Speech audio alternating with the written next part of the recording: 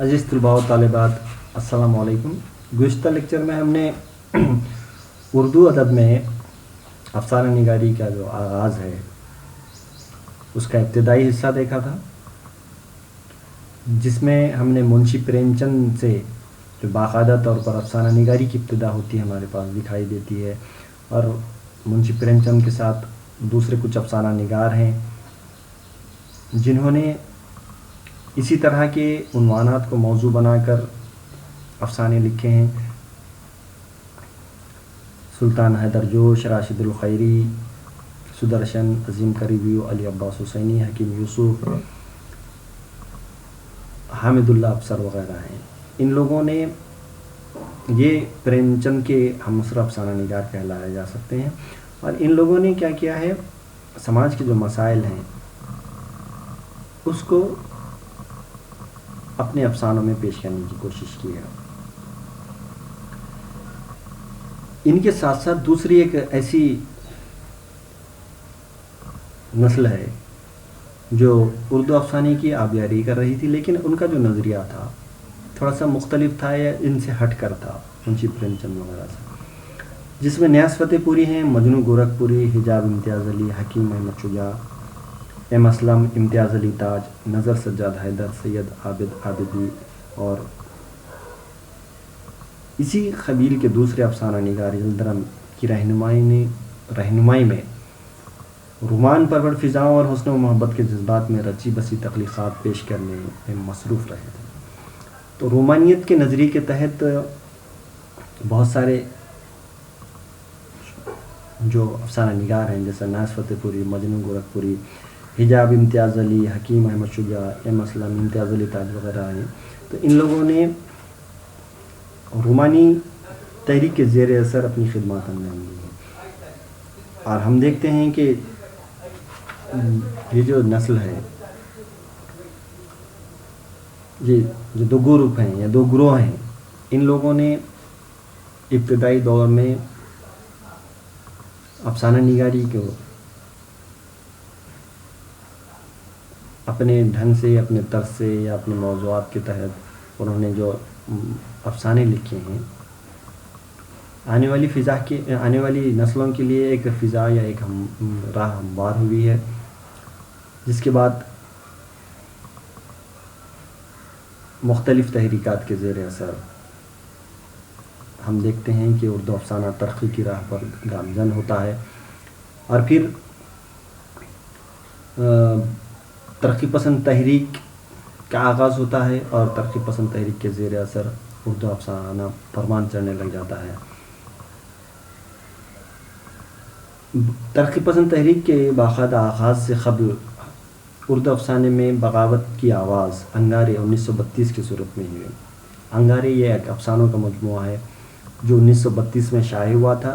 ترقی پسند تحریک شروع ہونے کے لیے ابھی کچھ وقت باقی تھا، لیکن اس سے پہلے ہی اس افسانے میں بغاوت کی آوازیں یا اس مجموعے میں، افسانوی مجموعے میں ایسے افسانے لکھے گئے جو انگریزی حکومت کے خلاف تھے، اور یہ 1932 میں شائع ہو چکا تھا۔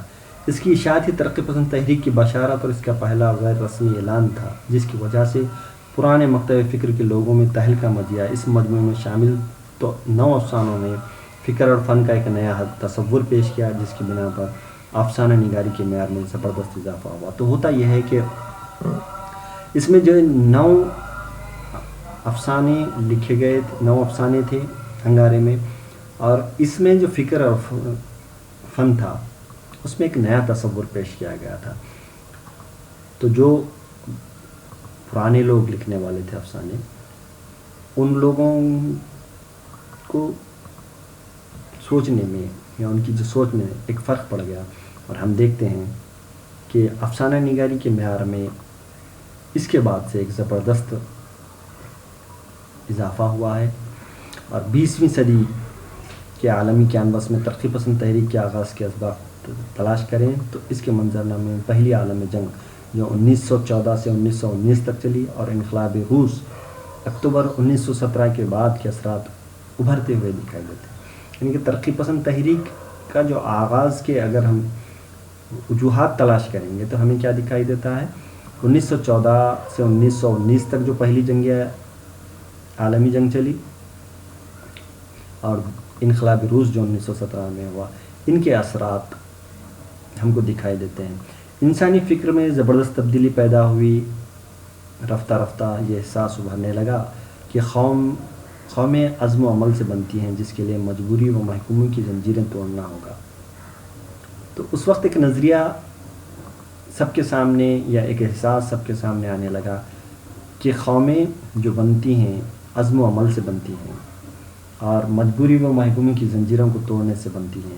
اسی ذہنی بیداری کی فکر اور 1933 میں نازی جرمنی میں ہٹلر کے آمرانہ رویے نے دنیا بھر کے دانشوروں اور ادیبوں کو یہ سوچنے پر مجبور کر دیا کہ قلم سے بھی تلوار کا کام لیا جا سکتا ہے، لہٰذا وہ سب فاشزم کے بڑھتے ہوئے خطرات کے خلاف متحد ہونے لگے۔ پھر جرمنی میں جو نازیزم تھا، ہٹلر کے آمرانہ جو رویہ تھا 1933 میں، دانشوروں اور ادیبوں کو وہ بھی سوچنے پر مجبور کر دیا کہ قلم سے بھی تلوار سے زیادہ کام لیا جا سکتا ہے، اور فاشزم کے بڑھتے ہوئے خطرات کے خلاف یہ سب دانشور اور ادیب متحد ہوئے اور وہ اس کے خلاف لکھنے لگے۔ 1935 نومبر میں ڈنمارک اسٹریٹ لینڈ میں کچھ ہندوستانی دانشور موجودہ صورتحال پر غور و فکر کے لیے اکٹھا ہوئے۔ یہ لوگ آکسفورڈ، کیمبرج، پیرس اور دوسری جگہوں پر زیر تعلیم تھے اور اپنی تعلیم مکمل کر کے جلد ہی ہندوستان واپس آنے والے تھے۔ 1935 میں کیا ہوا؟ ڈنمارک اسٹریٹ لینڈ میں، اسٹریٹ لندن میں ہندوستانی جو دانشور تھے کچھ موجودہ صورتحال پر غور و فکر کرنے کے لیے ایک جگہ جمع ہوئے، جو مختلف مقامات پر تعلیم حاصل کر رہے تھے، جس میں آکسفورڈ ہے، کیمبرج ہے، پیرس ہے اور دوسری جگہوں پر۔ انہی دانشوروں نے ہم خیال دوستوں کو متحد کیا اور ہندوستانی ترقی پسند ادیبوں کی انجمن بنائی۔ پھر یہی لوگوں نے کیا کیا؟ ہندوستانی ترقی پسند ادیبوں کی ایک انجمن بنائی اور اس کا ایک منشور بھی شائع کیا، جس کی کاپیاں ہندوستان کے مختلف گوشوں میں تقسیم بھی کی گئیں۔ دسمبر 1935 میں سجاد ظہیر جو اس انجمن کے روح رواں تھے، اپنی تعلیم سے فارغ ہو کر الہ آباد آ گئے۔ ترقی پسند ادیبوں کی جو انجمن تھی، اس کے جو روحی رواں تھے سجاد ظہیر، انہوں نے 1935 میں کیا کیا؟ تعلیم سے فارغ ہو کر وہ الہ آباد آ جاتے ہیں۔ حسن اتفاق سے الہ آباد اکیڈمی کے زیر اہتمام اردو ہندی ادیبوں کا اجتماع اس وقت ہونے جا رہا تھا۔ سجاد ظہیر نے اس کا بھرپور فائدہ اٹھایا اور ترقی پسند تحریک کی راہ ہموار کی، اور اس کی جو پہلی کل ہند کانفرنس تھی اپریل 1936 میں لکھنؤ میں منعقد کی گئی، اور کانفرنس کی صدارت کے فرائض منشی پریم چند نے انجام دیے۔ انہوں نے ایک طویل وہاں پہ خطبہ صدارت بھی دیا اور دیہی مسائل و مصائب پر توجہ انہوں نے دلائی۔ شہر اور دیہات کو الگ الگ تناظر میں دیکھا گیا، پرکھا گیا، خیر و شر، ظالم مظلوم الگ الگ خانوں میں بانٹ دیا گیا، اور ترقی پسندی کے عہد میں یہ تخصیص تقریباً ختم ہو گئی۔ اس دور میں دونوں علاقوں کے متوسطہ اور پسماندہ افراد کو افسانوں کا موضوع بنایا گیا۔ پھر ہوا یہ کہ انہوں نے جو صدارتی خطبہ دیا، اس کے بعد ترقی پسند تحریک سے وابستہ افسانہ نگاروں نے متوسطہ طبقہ، پسماندہ طبقہ، ان کے موضوعات کو اپنے افسانوں کا عنوان بنایا۔ انہوں نے کہا تھا صدارتی خطبے میں پریم چند نے، ہمیں حسن کا معیار تبدیل کرنا ہوگا۔ ابھی تک اس کا معیار امیرانہ اور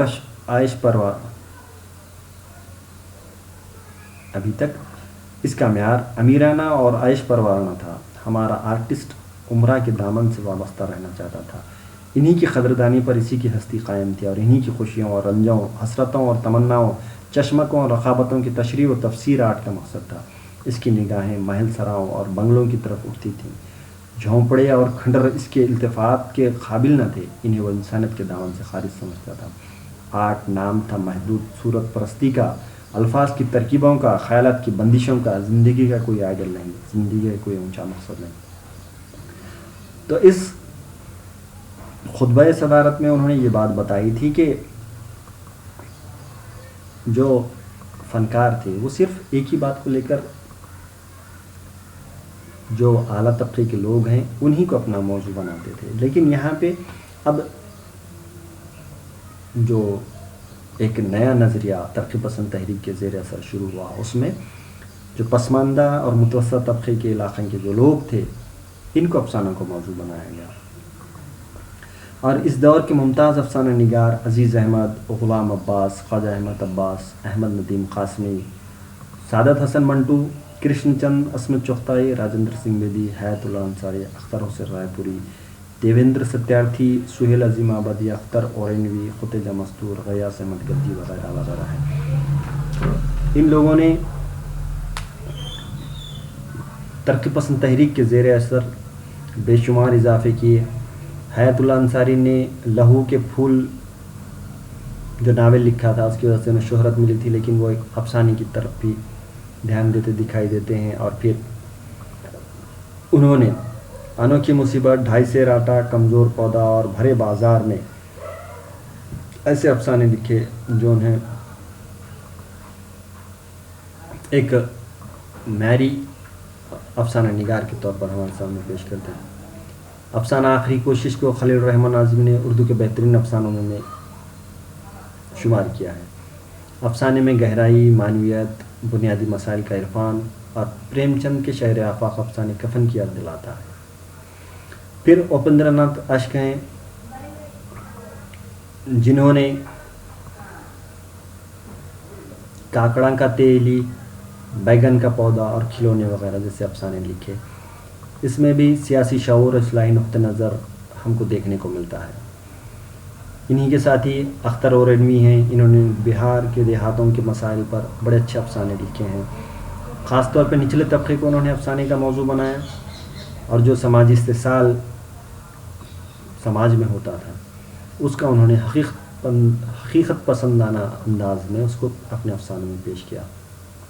ان کے جو افسانے ہیں اندھی نگری، بوڑھی ماما، یہ دنیا، پس منظر، شکور دادا، پناہ گزین اور کلیا اور کانٹے وغیرہ ہیں. اس میں انہوں نے جنسی مسائل کو بھی اپنے افسانوں میں پیش کیا اور افسانے کا تاثر ان کا بڑا گہرا دکھائی دیتا ہے. پلاٹ میں وحدت ان کے افسانوں کی اہم خوبی ہم کہہ سکتے ہیں. پھر اس کے بعد سدرشن بیدی اور احمد ندیم قاسمی جن کا تعلق پنجاب کے دیہی معاشرے سے تھا، انہوں نے پنجاب کے دیہی معاشرے پر قابل قدر افسانے لکھے ہیں. قاسمی کے افسانوی مجموعے کا نام چوپال ہے. انہوں نے دیہاتی زندگی کے دکھ بھرے بھکمری، افلاس، قحط، سیلاب اور غربت کے موضوع کو اپنے افسانوں میں پیش کیا ہے. احمد ندیم قاسمی نے گرداب، آبلے اور چوپال اس طرح کے جو افسانوی مجموعے ہیں اس میں اپنے پنجاب کے جو دیہی علاقے ہیں اس پر انہوں نے اپنے خیالات قلم بند کیے ہیں. پھر دوسری جنگ عظیم پر ایک افسانہ، ہیروشیما سے پہلے، ہیروشیما کے بعد، جو اس وقت کا ایک عصری مسئلہ تھا یا سلگتا ہوا موضوع تھا، اس پر انہوں نے افسانہ لکھا. قاسمی کے قابل ذکر افسانوں میں سناٹا، ارتقاء، چوپال، نمک حلال اور کفارہ وغیرہ ہیں. پھر ترقی پسند تحریک سے جڑے ہوئے دیویندر ستیارتھی نے اپنے افسانوں میں جو تجربات انہوں نے زندگی سے حاصل کیے تھے ان کو بہت ہی خوبصورت ڈھنگ سے پیش کیا ہے، جس میں گٹاڑی کے انڈے، جگنو ہی جگنو، پرانے پل، اگلا پڑاؤ، کانگڑی اور دو راہا وغیرہ ہیں. پھر قحط بنگال سے متعلق خواجہ احمد عباس اور کرشن کی طرح ستیارتھی نے بھی ایک قابل قدر افسانہ لکھا، نئے دھان سے پہلے. اس طرح سے انہوں نے قحط بنگال پر بھی افسانہ لکھا ہے. خواجہ احمد عباس جو اردو ترقی پسند افسانہ نگاروں میں ایک اہم نام مانا جاتا ہے، ان کے افسانے فنی اعتبار سے بہت زیادہ کامیاب نہیں ہیں، لیکن اس کے باوجود بھی انہوں نے جو جذباتیات سے کام لیا ہے اور واقعہ نگاری کو رپورٹنگ کی شکل جو دی ہے اپنے افسانوں میں، اس وجہ سے ان کو کچھ جو ان کے قابل ذکر افسانے ہیں اس کی وجہ سے انہیں یاد کیا جاتا ہے۔ ایک پائلی چاول بنگال کے قید کے موضوع پر اچھا افسانہ انہوں نے لکھا ہے۔ سردار جی کی کہانی ہے لیکن یہ متنازع رہی ہے، اس میں چند افراد سرداروں سے متعلق ان کا خرچ لطائف بیان کرتے ہیں اور بعد میں پھر سردار کو فسادات میں ان کی جان بچاتے ہوئے دکھایا گیا ہے۔ یہ بہت ہی اچھا افسانہ ہے لیکن فنی اعتبار سے کمزور ہے۔ پھر ہم دیکھتے ہیں کہ خطیجہ مستور ہیں، شعوری طور پر جو سماجی شعور ہے ان کا بہت اچھا سامنے دکھائی دیتا ہے، اور انہوں نے دلچسپی کا عنصر کہانی وغیرہ سے جو زیادہ نہیں پیش کیا ہے۔ سنجیدہ فضا اور سوگوار کیفیت کی وجہ سے انہوں نے اپنے افسانوں میں خاص تاثر ہمیشہ پیش کیا ہے۔ ان کے افسانوں میں مکھی، لالا، صحرائی، داد وغیرہ ہیں، یہ بہت خاص افسانے ہیں۔ کرشن چند بیدی، منٹو، غلام عباس اور عصمت چغتائی یہ ایسے افسانہ نگار ہیں جنہوں نے افسانہ نگاری کی روایت کو بہت عروج اور بلندیوں تک پہنچایا۔ ہم دیکھتے ہیں کہ انہوں نے اس تحریک کے زیر اثر ایسے موضوعات کو قارئین کے سامنے پیش کیا ہے جو بڑے ہی اچھوتے تھے۔ اگر ہم منٹو جنہوں نے اپنے افسانوں میں زیادہ سے زیادہ جنسی باتوں کو پیش کرنے کی انہوں نے کوشش کی ہے، اور اگر ہم منٹو کے علاوہ دیکھیں گے تو منٹو کے ساتھ کرشن چند ہیں، بیدی ہیں، ان لوگوں نے بھی جو افسانے لکھے ہیں وہ افسانے ایسے ہیں جو انہیں ایک بلند پایہ افسانے نگار کے طور پر ہمیں پیش کرتے دکھائی دیتے ہیں۔ جیسا اگر ہم کہیں کہ کرشن چند انہوں نے رومان کی راہ سے حقیقت کی طرف جانے کی کوشش کی تھی، ان کے افسانوں میں جو رومانی رنگ موجود تھا وہ بعد میں حقیقت کی طرف آتا دکھائی دیتا ہے۔ ان کے جو افسانے ہیں خاص طور سے سماج کے ستائے ہوئے طبقات کے مسائل کو انہوں نے پیش کیا ہے، اس کے درد و کرب کو انہوں نے موضوع بنایا ہے۔ نظارے زندگی کے موڑ، ٹوٹے ہوئے تارے، ان داتا، تین غنڈے، اجنتا سے آگے، ہم بخشی ہیں، دل کسی کا دوست نہیں وغیرہ ان کے قابل ذکر افسانے ہیں۔ اور ان کے بعد جو راجندر سنگھ بیدی ہیں، بیدی نے جو انسانی فطرت اور نفسیات کا انہیں عمیق مطالعہ تھا اس کو اپنے افسانوں میں پیش کیا۔ اسی وجہ سے اردو کے صف اول کے افسانہ نگاروں میں ان کا شمار کیا جاتا ہے۔ ان کی جو کہانیاں ہیں اپنے اندر فنی ندرت، ذہانت، سماجی شعور، اس طرح کی تمام خوبیوں کو انہوں نے اپنے افسانوں میں پیش کیا ہے۔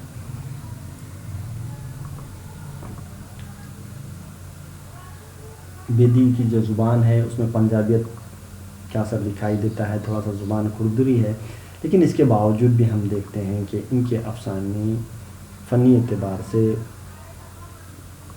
بہت زیادہ معیاری ہوتے ہیں۔ اس کے بعد حیات اللہ انصاری ہو یا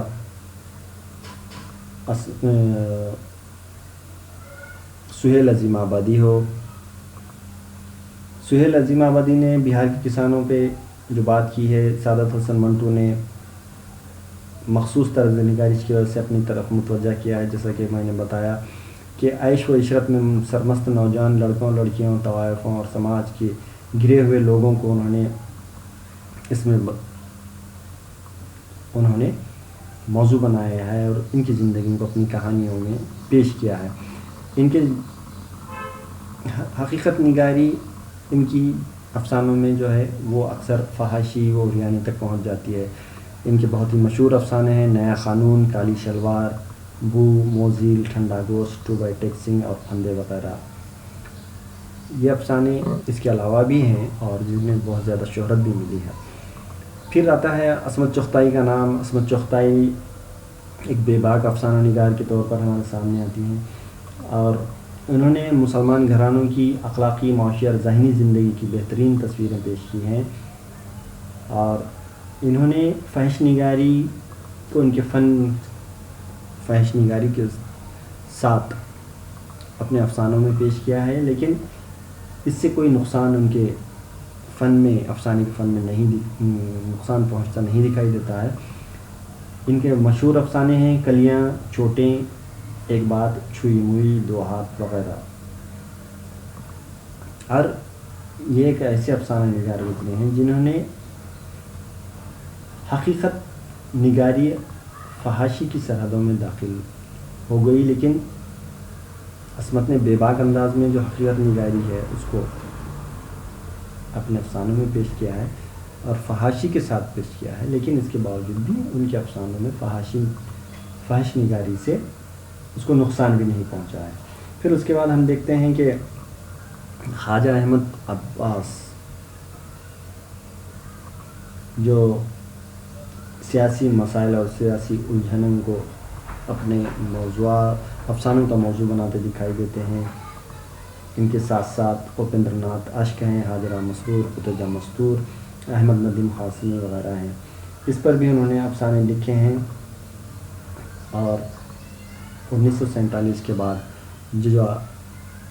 جو تقسیم وطن کا سانحہ ہوتا ہے اور ملک میں قتل و غارت گری، فرقہ واریت ہوتی ہے اور اس کے جو دردناک تصویریں ہیں ہم اردو کے افسانوں میں بڑی تفصیل کے ساتھ دیکھنے کو ملتے ہیں، جس میں قرۃ العین حیدر ہیں، سعادت حسن منٹو ہیں، انتظار حسین، قدرت اللہ شہاب ہیں. انہوں نے بہترین انداز میں اس قتل و غارت گری کو اور باہیمانی زندگی کی تصویروں کو انہوں نے اپنے افسانوں میں پیش کیا ہے اور افسانے کو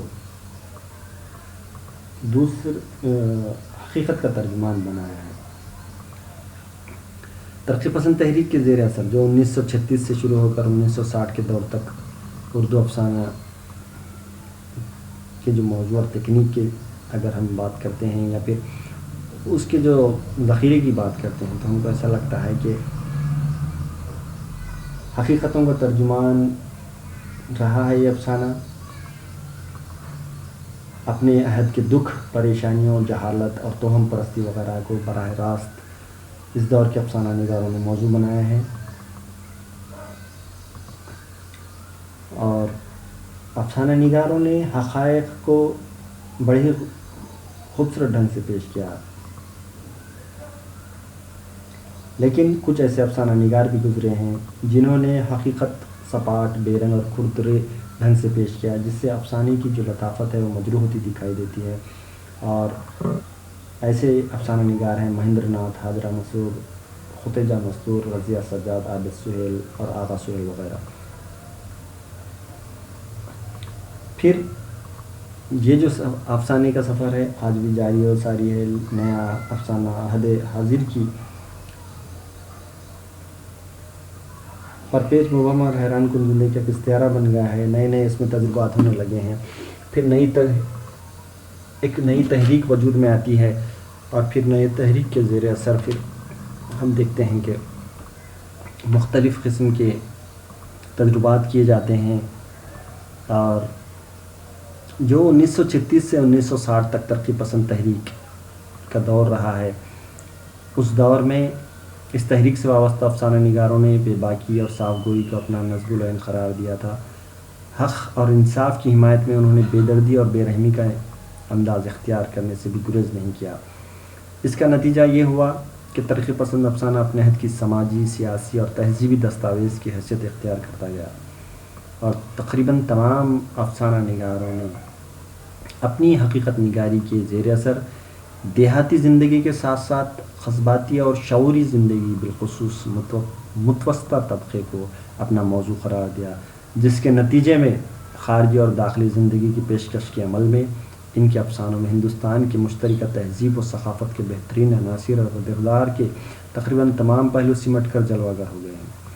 غرض ترقی پسند افسانہ نگاروں نے جہاں ایک طرف اپنی حقیقت نگاری کے زیر اثر ہم عصر ادبی، سماجی اور سیاسی مسائل کی حقیقی اور فنکارانہ پیشکش کے عمل سے اپنے عہد کے تقاضوں اور اپنے منصبی فرائض کو ادا کیا ہے، وہیں انہوں نے اپنی کہانیوں میں ہم عصر سماجی زندگی کی جیتی جاگتی تصویریں پیش کر کے مشترکہ تہذیب و ثقافت کی تاریخ بھی قلم بند کی ہے۔ اسی لیے اردو افسانے کی تاریخ میں یہ دور بہت نمایاں نظر آتا ہے۔